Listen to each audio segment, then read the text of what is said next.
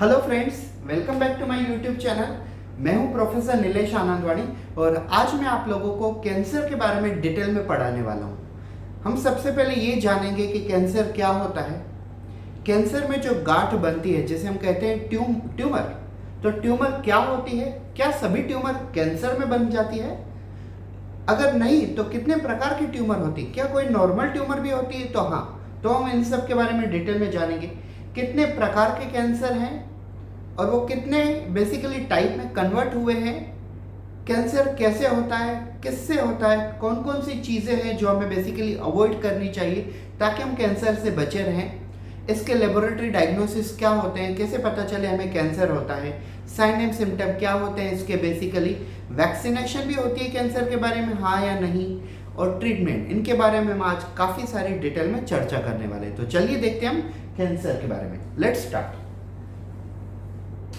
First of all, what does it mean by cancer? We will begin with the definition of cancer. Cancer is nothing but abnormal growth of cell which is potential to invade and spread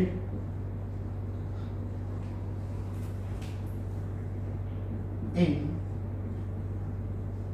complete body. It is called cancer. ये होती है cancer की definition. अब मैं आपको एक simple तरीके से चीज समझाता हूँ। Just imagine that we wanted to produce 100 cell in our skin, so we produce 100 cell. अगर हमें 100 सेल चाहिए और अगर हमने 100 सेल प्रोड्यूस कर लिए तो वो सारे के सारे सेल स्किन में अरेंज हो जाएंगे। लेकिन अगर सेल की प्रोडक्शन बढ़ती गई, 100 से ज़्यादा बढ़ती गई, तो क्या होगा, यहाँ पे ट्यूमर फॉर्म हो जाएगी और इस ट्यूमर को बेसिकली हम कैंसरस भी कह सकते हैं, नॉन कैंसरस भी कह सकते हैं। वो हम डिटेल में देखेंगे कि ट्यूमर कितने प्रकार के।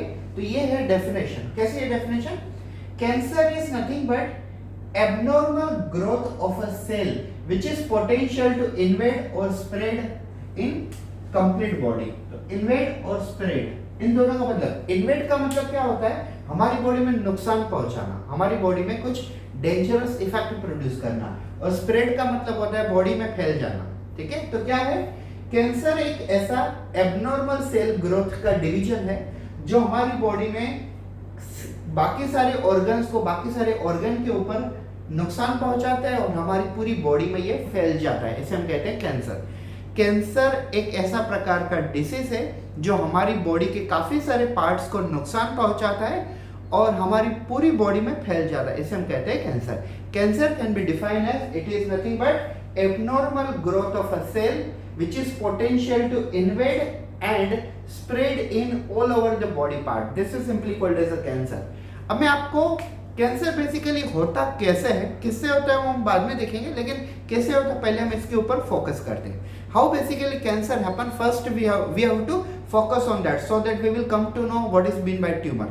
I'll give you one common example. Right now I have given you one example. Suppose you wanted to produce a 1000 cell in a skin. Suppose you were driving a motorcycle and you fall down and some of your skin is removed, and now you have to repair this area with the help of a new epithelial cell. So when you will produce a 1000 epithelial cell, it will come on the skin and it will arrange normally.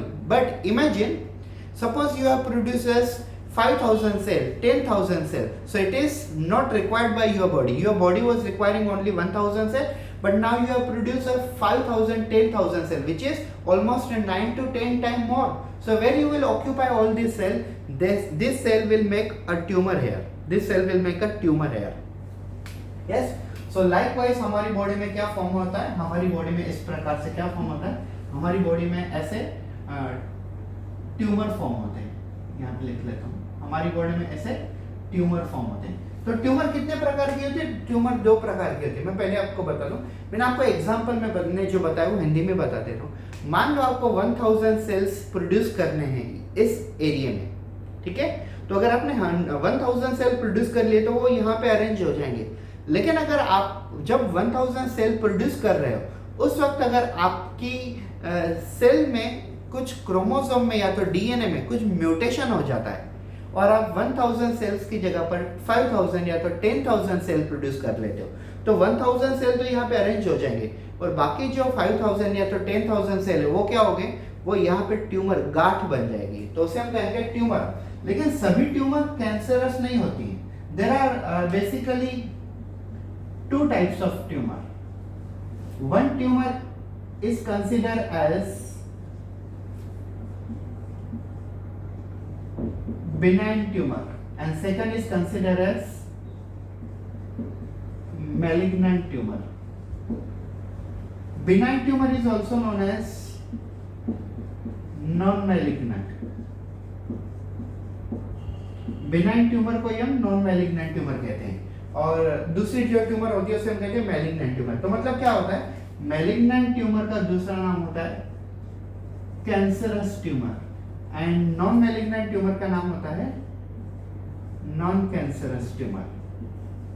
आपकी जानकारी के लिए मैं बता दूं, 96% tumours in our body are non malignant, means they are benign tumour, and remaining 4% tumours are malignant tumour, they are considered as cancerous tumour. अब आप एक चीज समझ लीजिए, अगर स्किन के ऊपर यहाँ पे कुछ ट्यूमर फॉर्म होता है तो ये ट्यूमर कैंसर ही है ऐसा जरूरी नहीं है, ठीक है?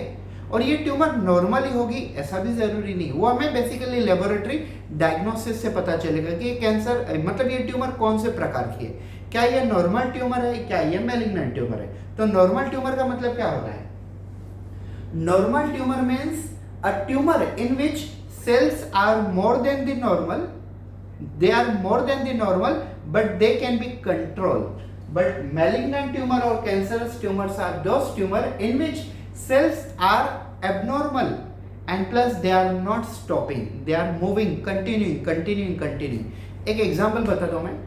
मान लो एक ट्यूमर यहाँ पे होती है और एक ट्यूमर यहाँ पे होती है, तो इस वाली ट्यूमर को अगर हम कट कर देते हैं और फिर से ये ट्यूमर आ जाती है तो इसे हम कहेंगे मैलिग्नेंट ट्यूमर। और इस वाली ट्यूमर को अगर आप कट करते हो तो ये फिर से नहीं आएगी। अगर ये नहीं आती है तो इसे हम कहेंगे benign tumour, non cancerous tumour और non malignant tumour. I hope so आप लोगों को ये चीज समझ में आ गई होगी कि कैंसर वाली ट्यूमर और नॉन कैंसर वाली ट्यूमर में क्या फर्क होता है।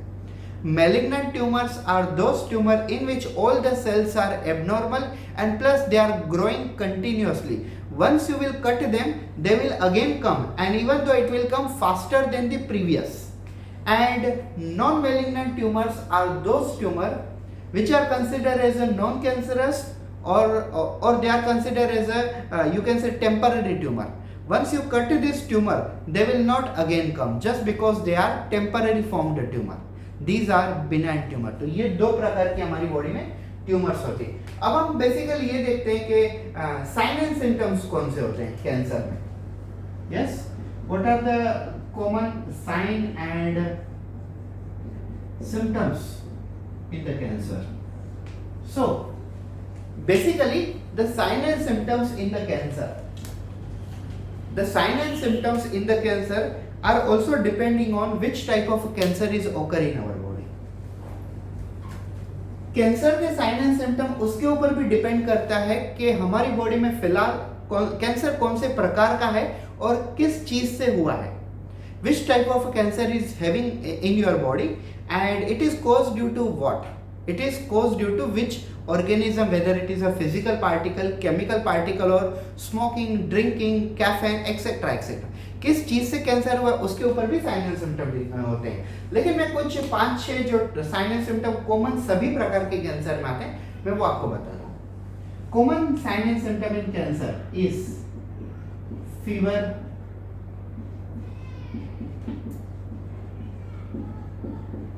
headache, sometimes vomiting, yes, muscle pain, fatigue, loss of appetite.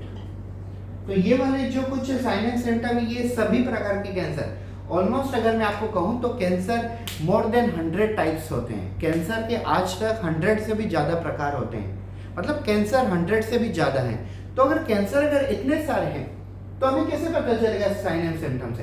तो जैसे आप लोगों को पता होगा कि कैंसर की लास्ट स्टेज में स्किन है ना येलो हो जाती है, बाल निकल जाते हैं जब हम जब हम थेरेपी लेते हैं, या तो रेडिएशन या तो कीमोथेरेपी में, नाखून भी काफी पीले पीले हो जाते हैं। So skin becomes a yellowish, nails becomes a yellowish, nails become a whitish to yellowish, and we becomes bald. All the hair basically goes out when we are doing the radiation, or you can say chemotherapy like a treatment. But it is the later on. But these are the common signs and symptoms which can found in the cancer. But nevertheless, these are not sign and symptom which is only found in the cancer. These are the sign and symptom which can found in other cases also. तो ये एक ऐसे sign and symptom है जो बाकी सारी चीजों में भी दिखते हैं। जरूरी नहीं है कि ये कैंसर में ये दिखें, ये दूसरे चीजें में, जैसे फीवर तो कोई भी होता है, either typhoid, either chikungunya, either bird flu, either malaria, either pneumonia, etcetera etcetera. Headache can be found in the typhoid also, malaria also, pneumonia also. तो ये कॉमन साइन एंड सिम्टम है जो सभी प्रकार के डिसीजेज में भी आते हैं और कैंसर में भी आते हैं। अब हम चलते हैं basically how many variety of cancers are there. So basically,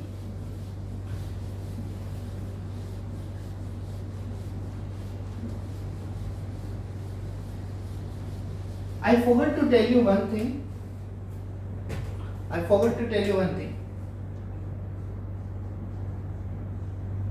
Tumor is also known as lump medical language में, मतलब मेडिकल फील्ड में ट्यूमर को, गांठ को लंप कहते हैं। ठीक है, ये आप चीज याद रखिए हमेशा। Lump formation means tumour formation in the body. There are two type of tumour means there are two type of lump, benign lump and you can say malignant lump. Yes, benign tumour, normal tumour, malignant tumour मतलब cancerous tumour. तो lump आप कब use करोगे word? जब आप tumour बोलना चाहते हो तो आप ट्यूमर भी बोल सकते हो, आप लंप भी वर्ड यूज कर सकते हो। So lump and tumour and lump both are the same thing. Okay, now come to very interesting thing that how many types of cancers are there. आजकल मतलब आज तक कितने कैंसर हुए हैं? So up till now more than 100 cancer has been discovered. Up till now more than 100 cancer has been discovered, but all these cancers are basically divided into 5 main categories, and these 5 categories are: first one is carcinoma, second one is sarcoma, third one is lymphoma, fourth one is leukemia, and fifth one is adenoma. अब सबसे important चीज ये है आप students के लिए कि आप याद कैसे रखोगे कि कौन सा कैंसर कौन सी कैटेगरी में आता है। मान लो अगर किसी के बॉडी में आरबीसी की क्वांटिटी काफी ज्यादा है नॉर्मल से, तो उसे इरिथ्रोसाइटोसिस हुआ है। लेकिन अगर आरबीसी की क्वांटिटी कुछ टाइम तक रहती है ज्यादा तो वो ठीक है, लेकिन अगर ये 1 साल 2 साल तक इतनी ज्यादा रहती है तो शायद उसको आरबीसी से रिलेटेड कैंसर है। तो आरबीसी एक प्रकार का ब्लड है, तो ब्लड कौन सी कैटेगरी में आता है? ल्यूकेमिया। तो ये 5 कैटेगरी आती है, मैं आपको पांचों कैटेगरी के बारे में डिटेल में समझाने वाला हूँ। चलिए हम बेसिकली डिस्कस करते हैं कौन सी कैटेगरी कौन से लिस्ट में आती है। सबसे पहले carcinoma. What is carcinoma? Carcinoma is a type of cancer found in epithelial tissues and epithelial cells. Epithelial tissues and epithelial cells. जो कैंसर एपिथेलियल टिश्यूज में आता है, जो कैंसर एपिथेलियल सेल्स में आता है, इस प्रकार के कैंसर्स को हम कौन सी कैटेगरी में ऐड करते हैं? कार्सिनोमा में ऐड करते हैं। मतलब हमारी बॉडी में जहां पे भी एपिथेलियल सेल है, जहां पे भी हमारी बॉडी में एपिथेलियल टिश्यू है, अगर इनमें से कोई भी पार्ट्स में अगर कैंसर होता है तो हम उसे कौन सी कैटेगरी में इंक्लूड करेंगे? हम उसे कार्सिनोमा में इंक्लूड करेंगे। एग्जांपल कौन से रहेंगे इसके? Example will be lung cancer,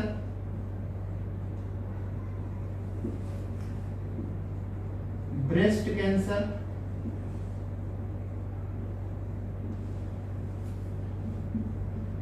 colon cancer,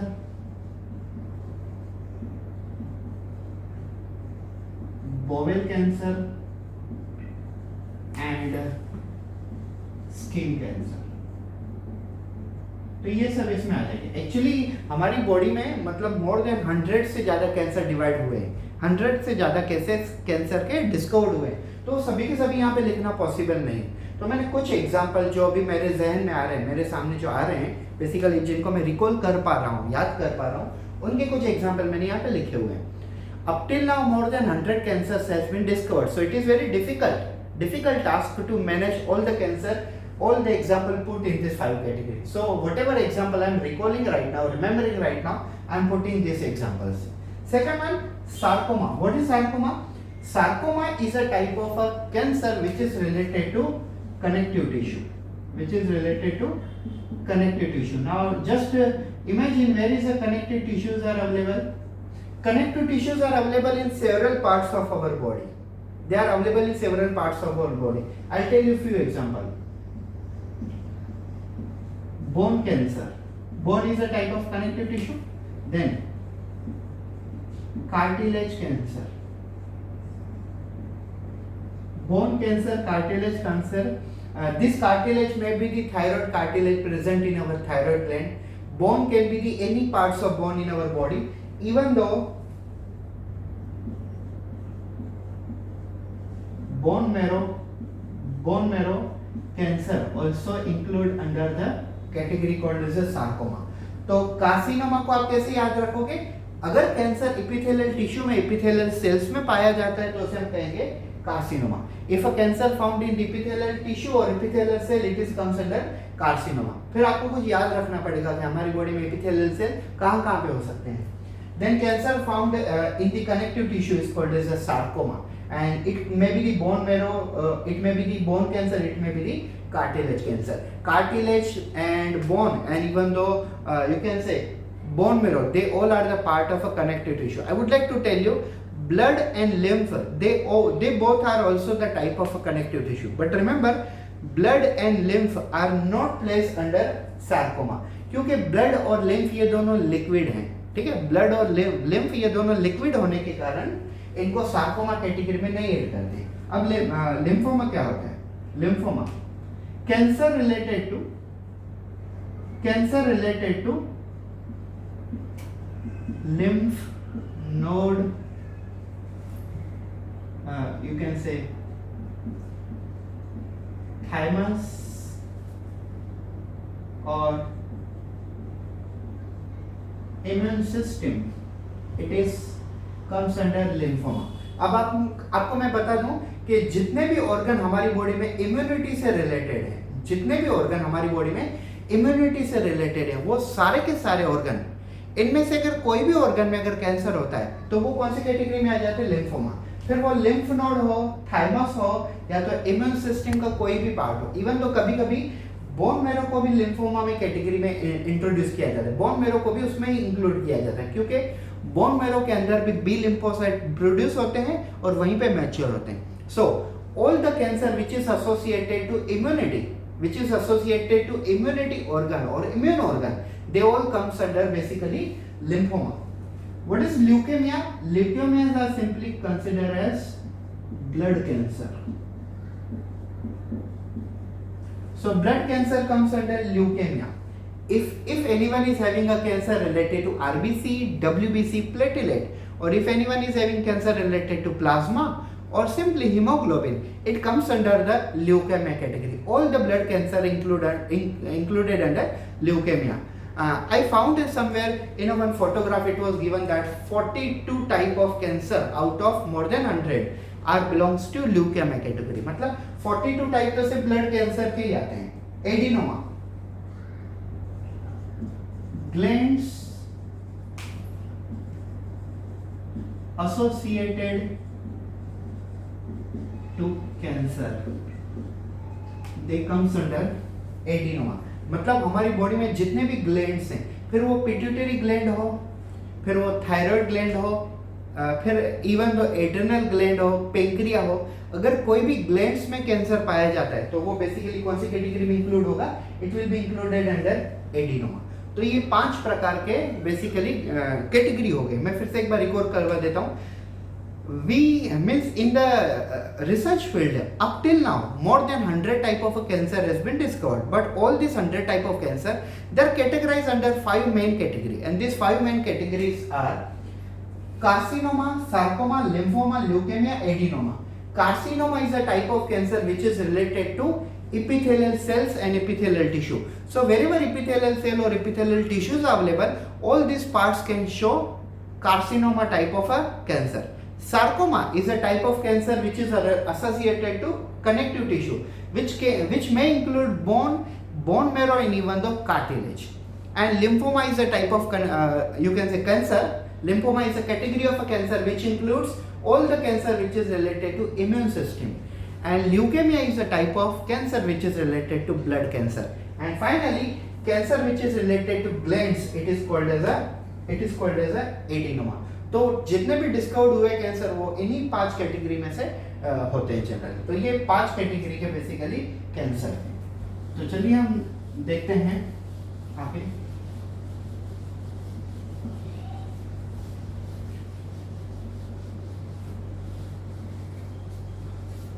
so all dear student, those who is watching this video, हमने अब तक देख लिया हुआ है. We have discussed definition of cancer. We have discussed what is cancer. We have discussed type of a tumor, also known as a lump. Then we have discussed signs and symptoms of cancer. Then we have discussed 5 different categories of cancer. तो हमने 5 point already देख लिए हैं. एक मैं चीज आपसे पूछूंगा अभी इस वक्त, आप इमेजिन कीजिए और नीचे कमेंट सेक्शन में इसका आंसर भी दीजिए. मैं देखूंगा कौन कौन आंसर दे रहा है. Out of this 5 category, in which category lump formation is not possible? Out of this 5 category, in which category lump formation means tumor formation is not possible? Yes, come on. I am giving you 10 seconds and just analyze your brain and give me the answer in comment section. Come on, fast. फिर हम देखेंगे causes of cancer. Yes, anyone? So the answer of this question, in which category of these 5 type of cancer tumor formation means lump formation is not possible. So I'll tell you, lump formation किस में नहीं होता है?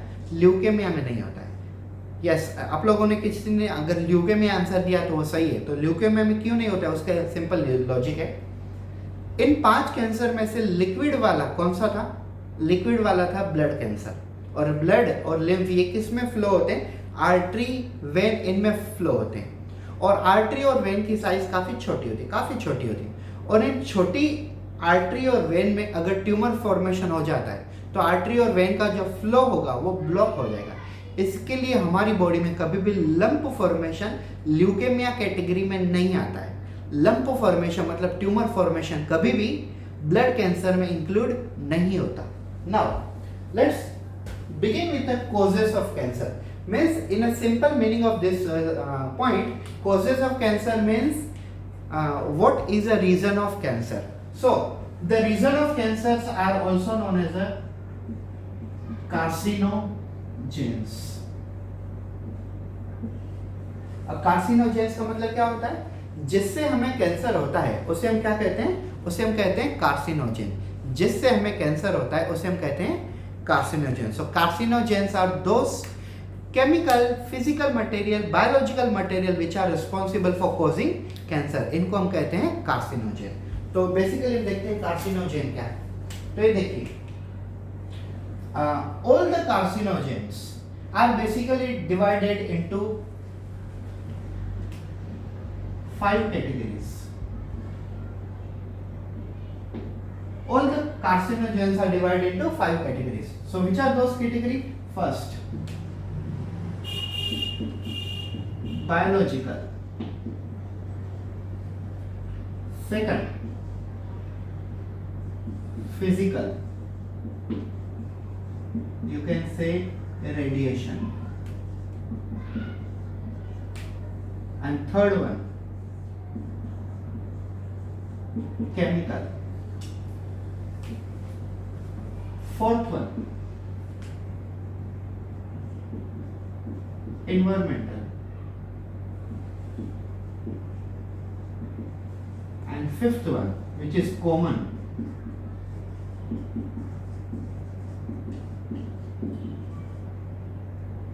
Hereditary.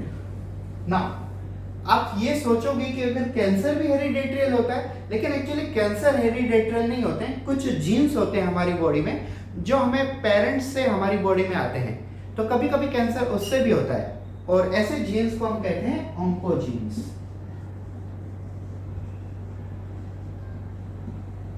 आप समझ गए होंगे onco.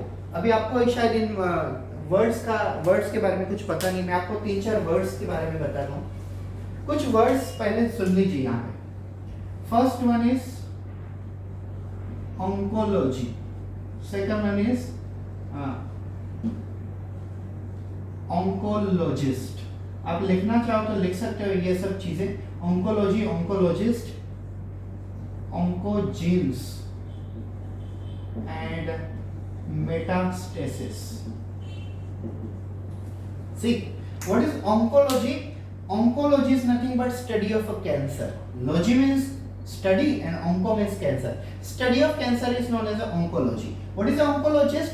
Cancer specialist doctor are known as a oncologist.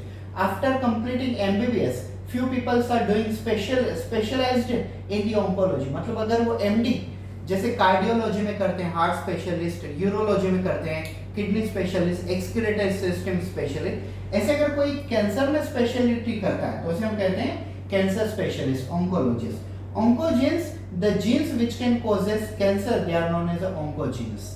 ऐसे जीन्स जो हमारी बॉडी में कैंसर कॉज करते हैं, हम इनको कहते हैं ऑन्कोजीन्स। मेटास्टेसिस, ये काफी इंपॉर्टेंट कांसेप्ट है। मेटास्टेसिस नीट में भी पूछा गया है। Metastasis means spread of cancerous cell from one body parts to the another body part. मान लो अगर किसी को लार्ज इंटेस्टाइन में कैंसर है, तो कैंसर के कुछ एबनॉर्मल सेल्स अगर वो घूम के लिवर में आ जाते हैं, कैंसर के सेल्स लार्ज इंटेस्टाइन में भी रहेंगे और अब लिवर में भी आ गए, तो 2 जगह पे आपको कैंसर होगा। तो इसे हम कहेंगे spread of cancer is known as a metastasis. ये कुछ कंसेप्ट इंपॉर्टेंट थी आपको ये सब समझाने के लिए, तभी मैंने पहले ये ले लिया। ठीक है, तो oncology, study of cancer, oncologist, cancer specialist doctor are called oncologist. Oncogenes, the genes which causes cancer, they are called, it is called oncogenes. And metastasis, spread of cancer from body's one part to the another part, it is called metastasis. चलिए हम देखते हैं ये कुछ चीजें। What is meant by causes of cancer? They are simply called as a carcinogens. Carcinogen means जिससे हमें cancer होता है उन सबको हम क्या कहते हैं? Carcinogen. The substance which causes cancer, they are simply called as a carcinogen. तो ये कार्सिनोजेन इन 5 कैटेगरी में डिवाइड हो जाते हैं। तो अब हम ये सोचेंगे क्या कोई वायरस से भी कैंसर होता है? क्या कोई बैक्टीरिया से भी कैंसर होता है? तो हाँ, आंसर सही है। बैक्टीरिया से भी कैंसर होता है, वायरस से भी कैंसर होता है। मैं उनकी कुछ कैटेगरी का आपको एग्जांपल समझाता हूँ। सी फर्स्ट वन देखिए, bacteria like helo bacterium pylori, sorry not helobacterium, heliobacter pylori, then virus which hepatitis B virus, hepatitis C virus, then HPV, human papilloma virus, then Epstein-Barr virus. Yes, तो ये कुछ viruses के नाम है, कुछ bacteria के नाम है. बैक्टीरिया की कैटेगरी हमने डिस्कस की है. Heliobacter pylori virus include hepatitis B virus, hepatitis C virus, then human papilloma virus, Epstein Barr virus. ये कुछ बैक्टीरिया और वायरसेस हैं. आप एक चीज समझ लीजिए, नहीं तो आपको मिसअंडरस्टैंडिंग हो जाएगी. मैं ये बिल्कुल भी नहीं कह रहा हूं कि इन वायरसेस से कैंसर होता है डायरेक्टली, लेकिन इन वायरस और इन बैक्टीरिया से इनडायरेक्टली कैंसर होता है. अगर किसी को हेपेटाइटिस बी वायरस या तो हेपेटाइटिस सी वायरस या तो एप्स्टन बर वायरस या तो ह्यूमन पेपिलोमा वायरस एचपीवी या तो हेलियोबैक्टर पाइलोरी, इनमें से किसी से भी इन्फेक्शन होता है तो उस इंसान के अंदर जीन्स में चेंजेस हो जाते हैं, जिसके कारण उनके डीएनए में म्यूटेशन हो सकता है. और अगर डीएनए में म्यूटेशन होता है तो वो भी कैंसर में कन्वर्ट हो सकता है. मैं ये नहीं बोल रहा हूँ होगा ही. I am not saying that hepatitis B virus, hepatitis C virus, Epstein Barr virus, human papilloma virus and Heliobacter pylori bacteria directly causes cancer, but I am telling you, if anyone is suffering from infection of any one of them, then the DNA of that person undergo some changes, and due to that changes that person can undergo mutation, and because of that mutation that person can suffer from cancer. I am not directly saying will suffer from cancer, but I am saying suspected is that they can suffer from cancer. तो logic ये कहता है कि cancer हो सकता है. तो ये सब है बायोलॉजिकल एजेंट जिससे क्या हो सकता है, कैंसर हो सकता है. मैंने इकोला बैक्टीरिया के बारे में बात नहीं की है, मैंने सुडोमोनास बैक्टीरिया के बारे में बात नहीं की, मैंने बैक्टीरिया हेलियोबैक्टर पाइलोरी और इन वायरसेस के बारे में बात की है. इवन दो कई इंटरनेट पे तो ये भी दिया हुआ है कि एचआईवी वायरस से जब इन्फेक्शन होता है तो हमारी बॉडी में डीएनए में ऐसे म्यूटेशन होते हैं जिससे कैंसर भी हो सकता है. सो ये भी है. अगर आप विकिपीडिया अगर पढ़ो तो आपको एचआईवी वायरस भी उसमें इंक्लूड दिखा. यस, ये मैं नहीं कह रहा हूँ, हमारे पूरे वर्ल्ड में सबसे फेमस जो वेबसाइट है सभी चीजों के लिए विकिपीडिया, उसमें दिया हुआ है HIV can be the biological carcinogen. Physical radiation, it can include X-ray, cosmic ray, gamma rays, UV rays, etcetera. अब आप ये सोचोगे कि यूवी रेस तो जनरली सनलाइट में से मिलती है. दूसरे आजकल आर्टिफिशियली भी यूवी लाइट होती है. लेबोरेटरी में काफी जगह पे यूवी लाइट यूज की जाती है ताकि बैक्टीरिया को किल कर सके. उसे बेसिकली हम स्टरिलाइजेशन बाय यूवी रेडिएशन कहते हैं. तो सिंपल लॉजिक है कि एक्सरे, कॉस्मिक रे, गेमा रे, यूवी रे, इनमें से अगर कोई भी रेस हमारी स्किन पे आती है, हमारी एक्सपोजर में आती है, तो कैंसर होने के चांसेस, संभावना बढ़ जाती है, चांसेस बढ़ जाते हैं. जनरली सनलाइट में से यूवी लाइट निकलती है, वो भी डेंजरस है. लेकिन अगर सनलाइट में नहीं जाएंगे तो विटामिन डी कहाँ से मिलेगा? लेकिन विटामिन डी के भी एक स्पेसिफिक टाइम होता है. मॉर्निंग में अगर आप विंटर सीजन में जाते हो तो पूरे दिन में विटामिन डी मिल सकता है. लेकिन समर सीजन में 11 के बाद दोपहर को 4-5 बजे तक धूप इतनी मतलब स्ट्रांग होती है कि जिसमें डायरेक्ट यूवी लाइट आपकी स्किन तक पहुंच सकते हैं. और आपकी स्किन में, हमारी स्किन में डीएनए में फॉस्फेट होता है, और फॉस्फेट जो होता है वो यूवी लाइट को अट्रैक्ट करता है. ये भी एक चीज है. So we are getting vitamin D from the sunlight. Our vitamin E is also exfoliating with help of sunlight, so it is a good. But a complete day sun is producing vitamin D, it is not correct. Due to chlorofluorocarbon, due to you can say so many things are there which are basically attracting UV light on the earth, so it can be the dangerous. X-ray, cosmic ray, gamma ray, UV ray, all these can be the cause of cancer. Now chemical include smoke, use of alcohol, use of polycyclic hydrocarbons. See, smoke means smoking, alcohol and polycyclic hydrocarbon. Even though कभी तो caffeine भी carcinogenic consider किया जाता है. तो ये कुछ chemical है जिससे कैंसर हो सकता है। एक्रिलिक ऑरेंज कुछ केमिकल होते हैं, नील हाइड्रेन कुछ केमिकल होते हैं जो भी कार्सिनोजेन कैटेगरी में बिलोंग करते हैं। अब हम एनवायरमेंटल में डिस्कस करें तो एनवायरमेंटल में तो हजारों चीजें, दो substance which can cause basically the pollution, they can be the basically environmental. और हेरिडिटी तो मैंने पहले ही आपको बताया, अगर कोई पेरेंट्स में अगर किसी के अंदर कैंसर जीन इनएक्टिव फॉर्म में है तो नेक्स्ट जनरेशन में वो एक्टिव फॉर्म में जा सकते हैं। सो this is a basically the cause, this can be the cause of a cancer। तो ये बेसिकली है हमारे सामने, all these are carcinogen, all these are causes of cancer। अगर आपको किसी को कुछ पूछना है तो आप कमेंट सेक्शन में मुझे नीचे पूछ सकते हो। Now we will discuss about vaccination। तो कैंसर तो basically physical, environmental, chemical, hereditary इनसे होता है, लेकिन कैंसर बायोलॉजिकली भी तो है, ठीक है। तो कैंसर में वैक्सीनेशन कैसी होती है? If anyone is suffering from cancer due to pylori, you can say heliobacter pylori, hepatitis B virus, hepatitis C virus, HIV virus और human papilloma virus, Epstein Barr virus, then they can go for the vaccination. लेकिन उनके against भी vaccination available होनी चाहिए। जैसे हमें पता है कि एचआईवी के अगेंस्ट वैक्सीन अभी तक बनी नहीं हुई कुछ इफेक्टिव, ठीक है। तो अगर जिसके अगेंस्ट वैक्सीन बन गई है, अगर वो कैंसर का पॉजिटिव एजेंट बनता है तो उसके अगेंस्ट, कैंसर के अगेंस्ट वैक्सीन ली जा सकती है, लेकिन अदरवाइज पॉसिबल नहीं। अब हम आते हैं सबसे इंपॉर्टेंट टॉपिक के ऊपर, वो होता है लेबोरेटरी डायग्नोसिस, और उसके बाद हम देखेंगे ट्रीटमेंट। पहले मैं ये वाला सेक्शन बैठा लूं।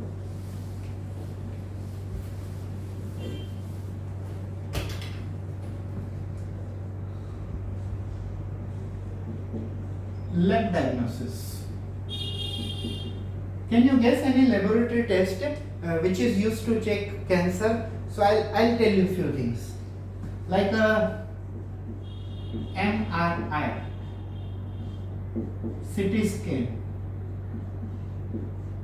yes, blood cell counting, then you can say FNAC, microscopy, autopsy and biopsy। Actually autopsy और बायोप्सी वो ये दो अलग चीजें हैं, जिसमें ऑटोप्सी इसमें नहीं यूज की जाती है, फिर मैं आपको बताता हूँ। Laboratory diagnosis for the cancer, और लिखना चाहिए हमें lab diagnosis for cancer.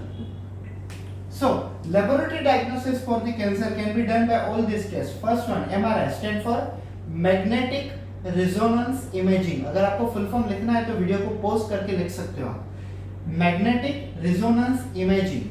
CT scan, computer tomography scan. ये टेक्निक सबसे पहले अमेरिका में बेसिकली यूज की गई थी ब्रेस्ट कैंसर फाइंड आउट करने के लिए, क्योंकि अमेरिका में ब्रेस्ट कैंसर सबसे ज्यादा था। जैसे इंडिया में भी breast cancer, colon cancer, ovarian cancer ज्यादा होता है, फीमेल में पाया जाता है। Blood cell counting, leukaemia is a type of a blood cell cancer. Leukaemia is a type of a blood cell cancer in which our blood cells increases too much, and to check whether person is suffering from blood cell cancer or no, blood cell counting is very simple, even though you can go for the microscopy also. Instead of a blood cell counting you can go for microscopy also, but in microscopy time is a more consuming. In a blood cell counting by blood cell counter machine, it is very easy to predict, it is very easy to confirm the number of a blood cell by blood cell counting machine. This is simply called as a cell counter। Medical field में से cell counter कहते हैं। मैंने मेरी graduation basically medical field में भी है, bachelor of medical laboratory technology की है मैंने, तो सभी चीज़ों से मैं वाकिफ हूँ। FNAC fine needle aspiratory cytology, fine needle aspiratory cytology, इसका फुल फॉर्म लिख के देखो।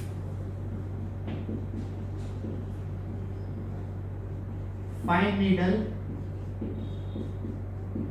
एस्पायरेटरी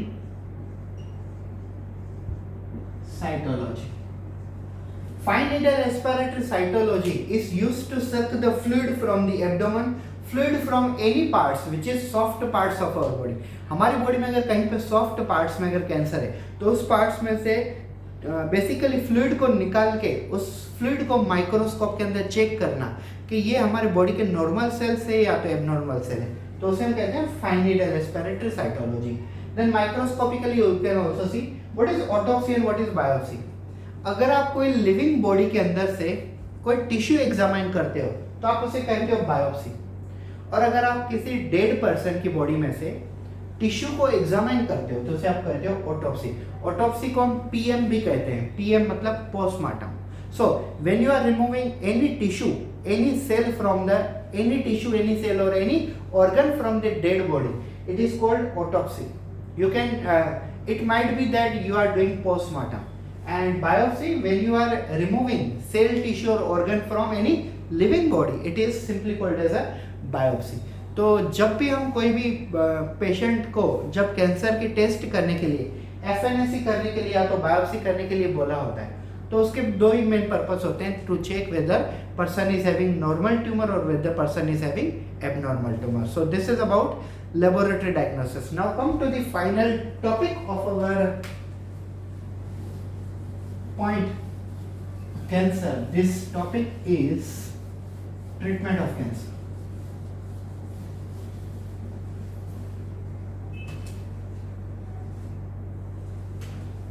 This will be, I will highlight with a red color marker, treatment.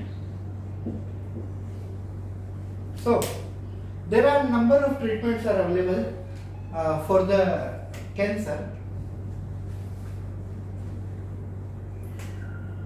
Treatment of cancer. So I'll tell you one by one. A very famous treatment is a chemotherapy. Generally लोग उसे chemo कहते हैं, ठीक है. Chemo means chemical, therapy means treatment. Second one radiation therapy.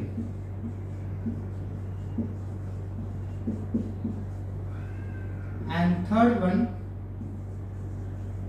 Surgery.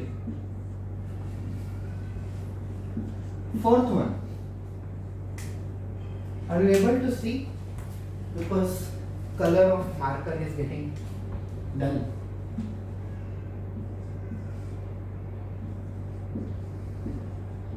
Immunotherapy.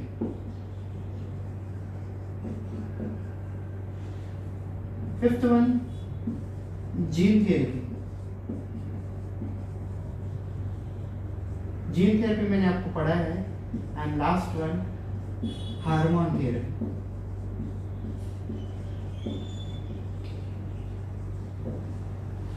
So these are some methods available right now in the medical field for the treatment of a cancer. First one, chemotherapy. The successful rate of chemotherapy nowadays is a 60/40. Means if you do the chemotherapy, then your chances of survival is a 60 or more than 60, and chances of death is a 40%. Because previously chemotherapy successful was a 20 and death was 80%, but now chemotherapy has changed. Chemotherapy में आजकल success rate काफ़ी ज़्यादा बढ़ गया है. लेकिन इनमें से कोई भी ट्रीटमेंट कर लो, सबसे पहली ट्रीटमेंट इनसे बड़ी होती है, वो होती है आपकी साइकोलॉजी. अगर आपकी साइकोलॉजी प्रिपेयर्ड है कि यस मुझे कुछ नहीं होगा, मैं ट्रीटमेंट अच्छी तरह से हैंडल कर लूँगा, तो आप कोई भी ट्रीटमेंट को ईजिली यूज़ कर सकते हो. So in chemotherapy there are 4 step and each step is done after 45 days. So chemotherapy is for around 6 months. Radiation, the part which is infected by cancer, that part is basically inactivated, destroyed or removed with the help of X-ray, with the help of gamma ray, with the help of a UV light. तो कुछ raise ऐसे होते हैं, laser ऐसे होते हैं जो laser उसी पार्ट्स को इनएक्टिव करते हैं जो पार्ट हमें हमारी बॉडी में कैंसरस से अफेक्ट हुआ है. Surgery is not actually the treatment, but surgery is a temporary relief from the biggest problem like cancer. अगर किसी को ब्रेस्ट कैंसर है तो ब्रेस्ट की साइज बढ़ती जाती है.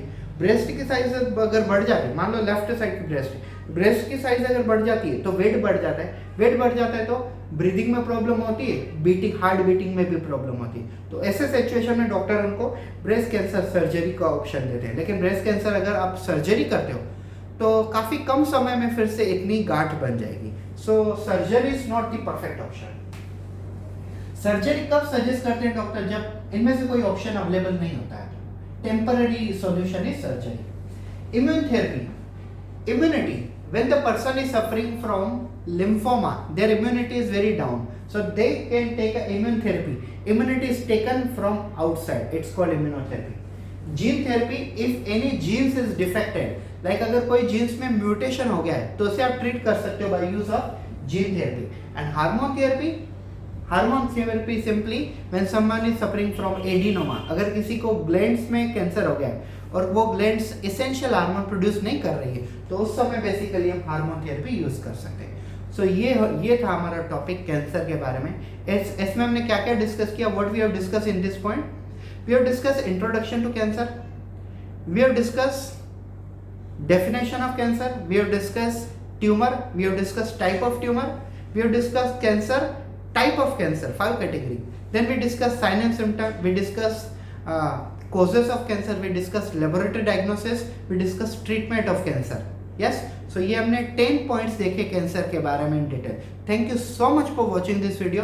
अगर आपको हमारी ये वीडियो पसंद आया है, दिल से पसंद आया है, तो प्लीज़ वीडियो को लाइक कर दीजिए, अपने फ्रेंड के साथ शेयर कर दीजिए। और इम्पोर्टेंट है ये है कि आगे का वीडियो भी अगर आप ऐसे ही चाहते हो तो प्लीज़ चैनल को सब्सक्राइब कर दीजिए, बेल आइकन दबाना ना भूलिए ताकि हमारी जब भी वीडियो है सबसे पहले आप तक आपको नोटिफिकेशन मिल जाए। Thank you so much, have a good day, be safe.